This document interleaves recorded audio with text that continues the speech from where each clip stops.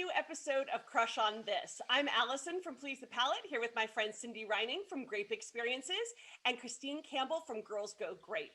And if you couldn't tell from the bubbles and the sparkles that we're all wearing, we are here to celebrate with the queen, the king of all sparkling wines, our favorite, our love, champagne.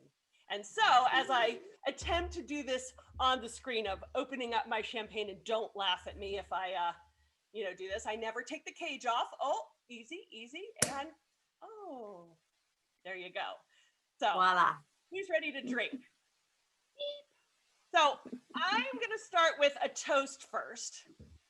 Let me pour my champers, Bobs.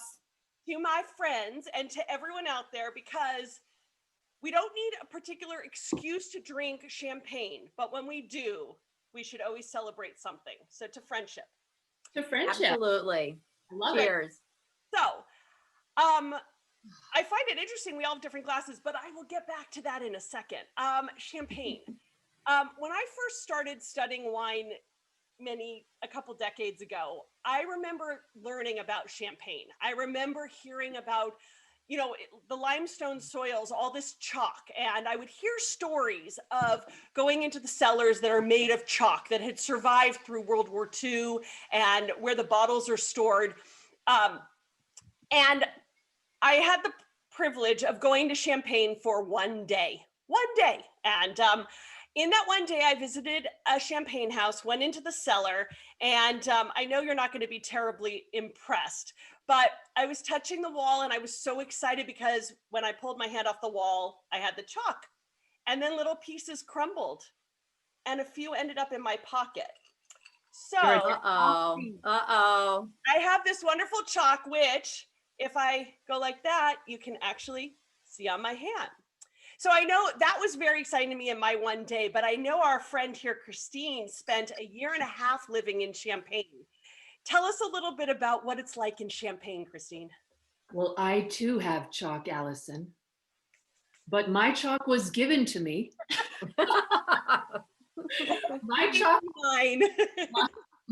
was given to me by maybe one of my favorite people that I met, Eric Lebeau of Eric Lebeau Baptiste.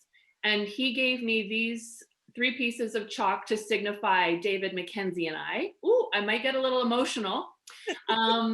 From his Countess vineyard, which was the first vineyard that his father gifted to him when he was 18 years old. And that's where he grows his Chardonnay. And he knows I'm #Chardcore. They don't know hashtags in Champagne, but now he knows. Now he knows. Eric, if you're watching. So, more traditional in Champagne, right? Yeah, yes. So we lived in a little village called Chabot-Coucourt. It was, I think there was 100 people there. We were there for 15 months. And, I'm writing a book or a play or something. It's in my brain. It's coming out. But my favorite, what I'm going to say is, it's all about the chalk. Chalk is what makes Champagne be and exist, and the exquisite, I call her a queen, that she is. And my favorite though experience at a maison was at Champagne Dutz. So Champagne Dutz, I was able to somehow befriend a wonderful man named Olivier Bernard, who was the assistant winemaker at Champagne Dutz. He put me in touch with Jean-Marc Lallier Dutz, who is the head of PR there. And they invited me. Here's my little invitation. And oh my gosh, it was, I'm shaking. I'm almost gonna cry. It was on Mardi 8 Janvier. I was the first guest of 2019.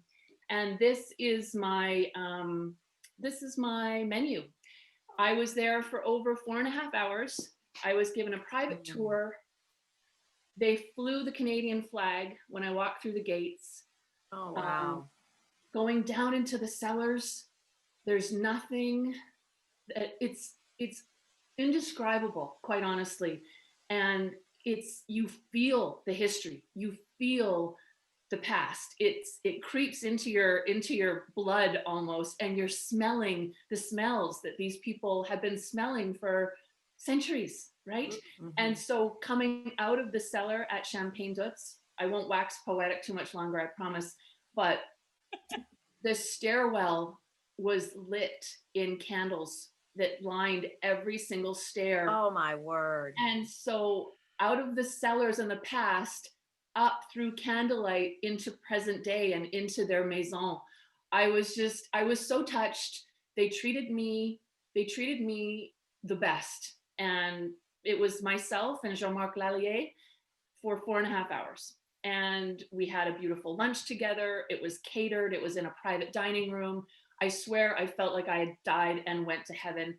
And so thank you, Olivier Bernard and Jean-Marc Lallier and Champagne Dutz for making your champagne now one of my very favorite ever. And this is the Brut non-vintage classic. This is the entry level. It's beautiful. It's open, expressive. It's got the pastry cream. It's got peaches, pears. It's everything I want my champagne. And it's a non-vintage, and not everybody knows about Champagne Dutz. And I think that you all should now. That's me. Sorry. I can't really sum up 15 months in like 3 minutes. There's a book you have to write. Absolutely. Stories like that about the romanticism. I mean, you know, there's so much romanticism about wine, and then we realize it's a business and the romanticism is kind of taken out. But champagne still will always hold that romantic place in my heart. And my one day there lived up to that sort of experience too, being in the cellar.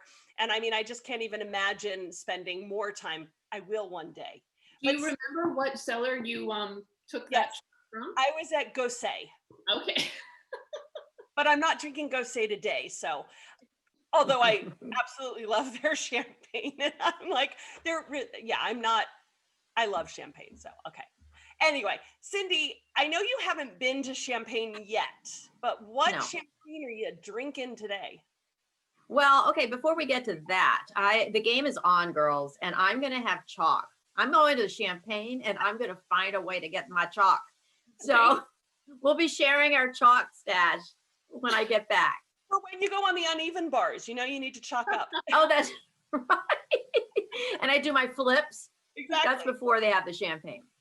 All right. But what I'm drinking right now is just a beautiful champagne. I've had it several times. It's Bruno Paillard, $50, just lovely. I've met Bruno's daughter, Alice, several times, just recently, actually, on a virtual tasting, and, you know, just as nice as can be.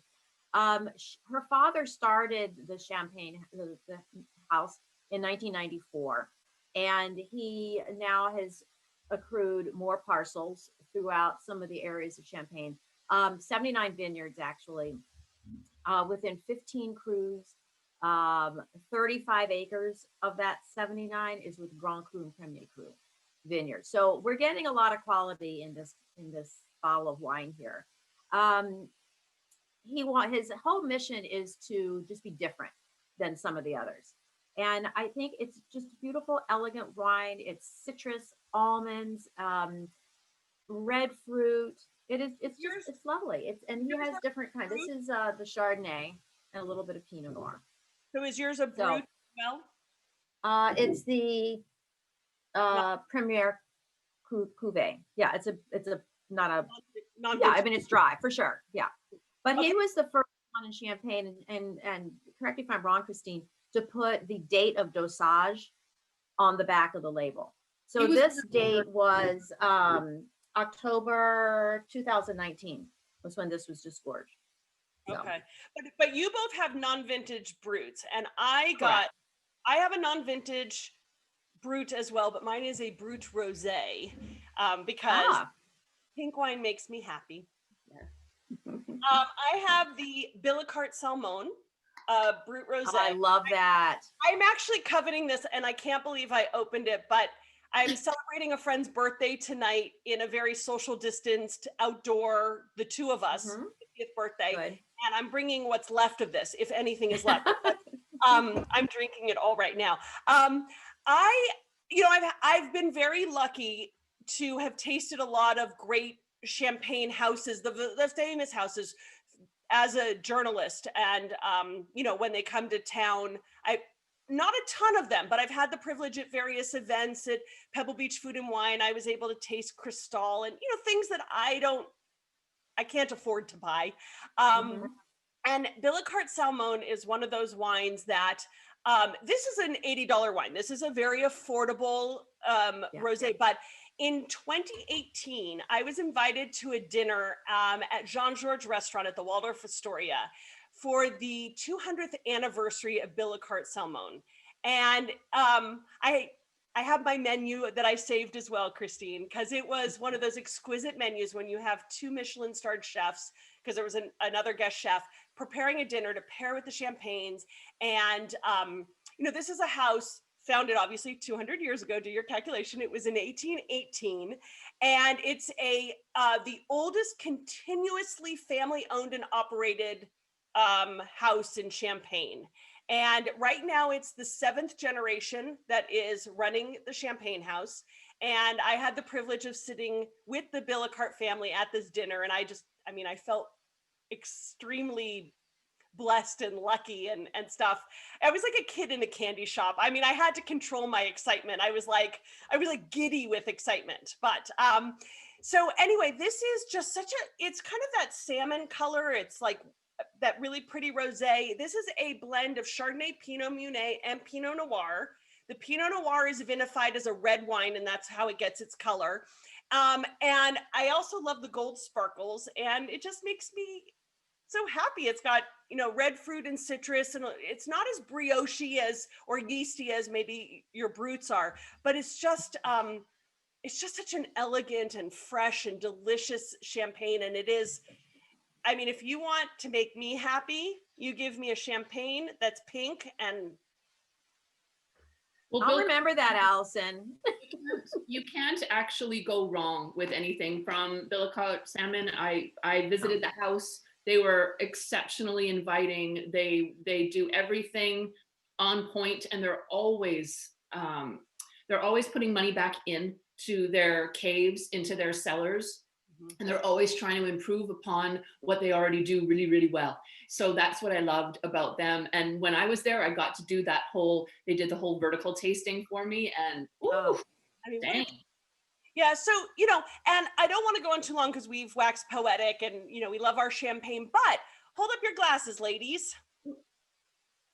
Just a little cat here about our glasses. So flutes are very much the traditional way to drink champagne, as we know. But I'm going to encourage everyone, because if you've watched sommeliers and you've kind of followed the trends in restaurants, you'll notice that people don't really love to use flutes anymore in those settings. I'm going to encourage people to go with a little more, this is a champagne glass, but a little more open so you can get your nose in and really smell it. Called a coupe. A coupe, yes. And this is not quite a coupe. It's a little more closed. But what's nice is I had written a story a couple years ago based on a French Corte producer who's very anti-flutes. But if you think about it, as much as we love the bubbles, which we can still see, you really want to get your nose in there and smell all the beauty that champagne has to offer. And you want to be able to finish it, because you don't have to tilt your net back quite as far to finish this glass as you will with your flute. So that's my little tip. Well, Cindy, don't you have a tulip? That's what this is. And I got it at a champagne tasting. Yeah. It's not really a tulip though. Ish. It's tulip-ish, yeah, because it's a little bit more slender, a little bit wide down here, and kind of draws up slightly up here. But I do love this for champagne. I have flutes too, and I love that. And I have coupes. I like it all. You know, seriously, it's not in this glass long enough for me to even decide what in the world is going to be. That's right. I could put it in a Peroni, you know, and like go, but I haven't done that yet. Right. I'm going to save it for you guys. This is, but I love the whole idea of different classes. Let's just try it out. You know, if everyone has their favorites, and there's no wrong answer, because the answer is probably because the sommelier says it's the way to go doesn't mean it's the right way to go. Yes, but we can have a discussion about this at another time. I have about the glasses. The flute smackdown. That could be another episode. but I will not get into it now. No, I mean, I think that there's a lot of merit, and it is a subject that is worth delving into. Not now, because right now we're just going to keep enjoying our champagnes. Yeah, we're just going to So keep. we doing want it. to wish you all a wonderful celebration of whatever it is. Maybe you're celebrating that it's a new week, or the end of a week, Or the end or of the beginning of a 2020. year. The end of the 2020. year, the beginning of a new year. Maybe it's you're celebrating just getting through the day. Always open a bottle of bubbles, champagne preferable, just because it'll make you feel great. It'll put you in a celebratory mood. And cheers and happy new year to everyone. Happy New Year. Cheers, everyone. Happy New Year. Yeah, follow us on Crush on This, share this, and cheers. Cheers.